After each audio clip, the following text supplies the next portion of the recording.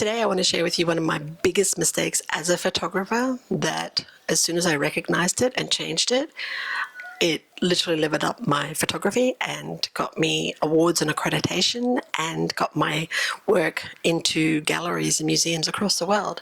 Hi, if this is your first time here, my name is Melissa. I'm a professional photographer, internationally awarded and accredited.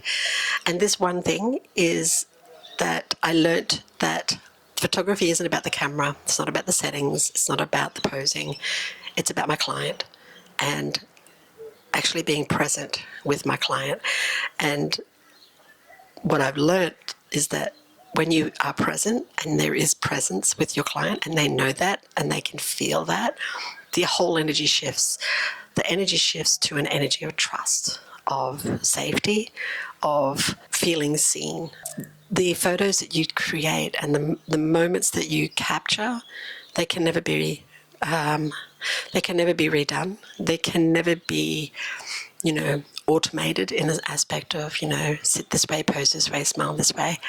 They can't, because it is about that person. It is them. It is about who they are as a person and the way that their bodies move and the smiles. And, when, like I said, when a person feels that there is a connection of trust, there is connection and there is a trust, a genuine understanding of trust, then they can feel like they are able to open up in ways and things about themselves and their journey and who they are and, what they've actually overcome in order to be in the place of being able to be in front of your camera.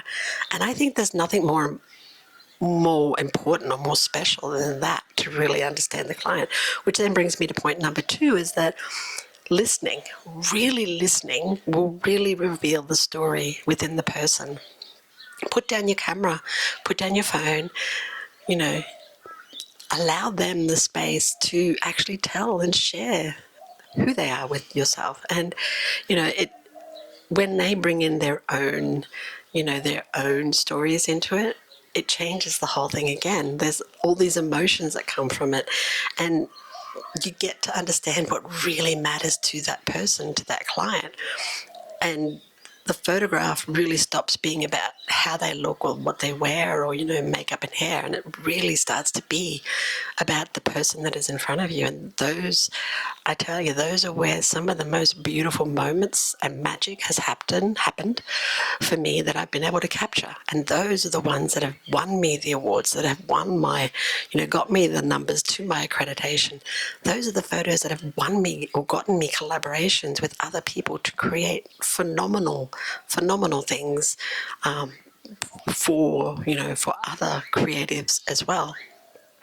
And the final thing is that, look, we know that as photographers, we're always constantly worrying about the camera and the lens and the lighting and which camera is better and, how do we use the camera?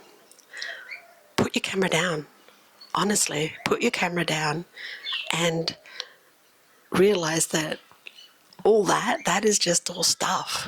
What matters is the person that is in front of you. The camera is the tool. It comes completely second to being able to understand and know who the person is that is in front of you. And, having the conversations and sitting in the silence and, really allowing them to be present, to be who they are. You could have the most, high-tech, straight off the market camera, and you could take shitty photographs.